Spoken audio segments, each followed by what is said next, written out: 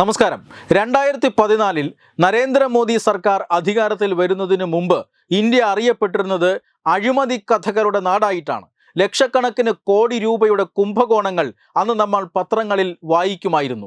എന്നാൽ പ്രധാനമന്ത്രിയായി നരേന്ദ്രമോദി അധികാരത്തിലെത്തിയതിന് ശേഷം ഈ അഴിമതിയെ ഭരണത്തിൻ്റെ ഇടനാഴികളിൽ നിന്നും തുടച്ചു നിൽക്കാൻ കഴിഞ്ഞു എന്നതാണ് ആ സർക്കാരിൻ്റെ ഏറ്റവും പ്രധാനപ്പെട്ട കാര്യം.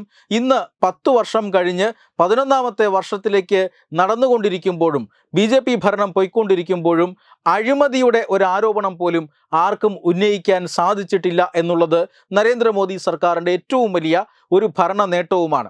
അഴിമതി ഒഴിവാക്കുന്നതിനോടൊപ്പം തന്നെ കാര്യക്ഷമത മെച്ചപ്പെടുത്തുന്നതിനും പ്രധാനമന്ത്രി നരേന്ദ്രമോദി വലിയ നടപടികൾ സ്വീകരിച്ചിരുന്നു. കാരണം 2014 മുമ്പ് ഇന്ത്യ പോളിസി പരാലിസിസ് ഉള്ള ഒരു നാടാണ് എന്നാണ് വിദേശത്തടക്കം അറിയപ്പെട്ടിരുന്നത്. ഒരു തീരുമാനമെടുക്കാൻ അധികാരമുള്ള ആളുകൾ മടിച്ചു നിൽക്കുന്നു. പ്രധാനമന്ത്രി മൻമോഹൻ സിംഗ് തന്നെ അന്ന് തീരുമാനമെടുക്കുന്നതിൽ മടി കാണിച്ചിരുന്നു. കാരണം ഈ തീരുമാനമെടുത്ത് മുന്നോട്ട് പോയാൽ ഭാവിയിൽ ഇതൊരു അഴിമതി കഥയായി മാറിയാൽ തൻ്റെ പ്രതിച്ഛായയ്ക്ക് അത് കളങ്കമേൽക്കുമോ എന്നൊരു ഭയം അന്ന് മൻമോഹൻ സിംഗിനും പ്രധാനപ്പെട്ട എല്ലാ മന്ത്രിമാർക്കും ഒക്കെ ഉണ്ടായിരുന്നു. പക്ഷേ അഴിമതിക്കാരായ മന്ത്രിമാർ ഇതൊന്നും പരിഗണിക്കാതെ അവർ ലക്ഷം കോടികൾ ഖജനാവിൽ നിന്നും അടിച്ചു മാറ്റുകയും ചെയ്തു. അതുകൊണ്ട് തന്നെ അഴിമതിയുടെയും പോളിസി പരാലിസിസിൻ്റെയും ഒരു നാടായിരുന്നു ഭാരതം. എന്നാൽ ഇന്ന് കഴിഞ്ഞ 10 വർഷത്തെ ഭരണം കൊണ്ട് ഈ മേഖലയിൽ വലിയ മാറ്റങ്ങൾ ഉണ്ടാക്കാൻ നരേന്ദ്രമോദി സർക്കാരിന് സാധിച്ചു.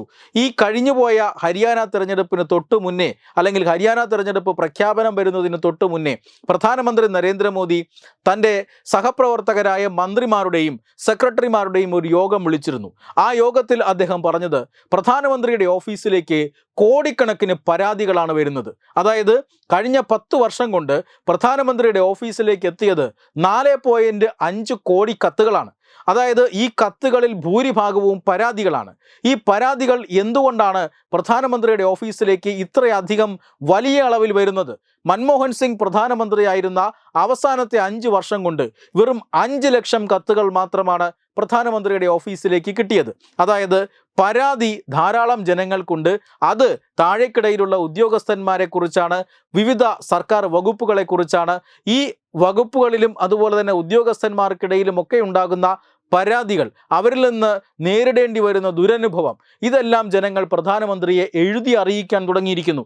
അതായത് പ്രധാനമന്ത്രി നരേന്ദ്രമോദിക്ക് കത്തയച്ചു കഴിഞ്ഞാൽ ആ കാര്യത്തിൽ ഒരു പരിഹാരമുണ്ടാകും, അല്ലെങ്കിൽ അവിടെ ഒരു തെറ്റുതിരുത്തൽ ഉണ്ടാകും എന്ന് ജനങ്ങൾക്ക് വിശ്വാസം വന്നിരിക്കുന്നു. അതുകൊണ്ട് തന്നെ കോടിക്കണക്കിന് കത്തുകളാണ് പ്രധാനമന്ത്രിയുടെ ഓഫീസിലേക്ക് വന്നുകൊണ്ടിരിക്കുന്നത്. ഈ പരാതി കുറയ്ക്കണം, താഴെത്തട്ടിൽ ഉദ്യോഗസ്ഥന്മാരുടെ കാര്യക്ഷമത വർദ്ധിപ്പിക്കണം, അതിന് ആവശ്യമായ നടപടികൾ കൈക്കൊള്ളാനാണ് അന്ന് ഗവൺമെൻറ് സെക്രട്ടറിമാരോട് അന്ന് പ്രധാനമന്ത്രി അഭ്യർത്ഥിച്ചത്. അതിനവർ ചില കർമ്മ പദ്ധതികളൊക്കെ രൂപം കൊടുത്തിരുന്നു.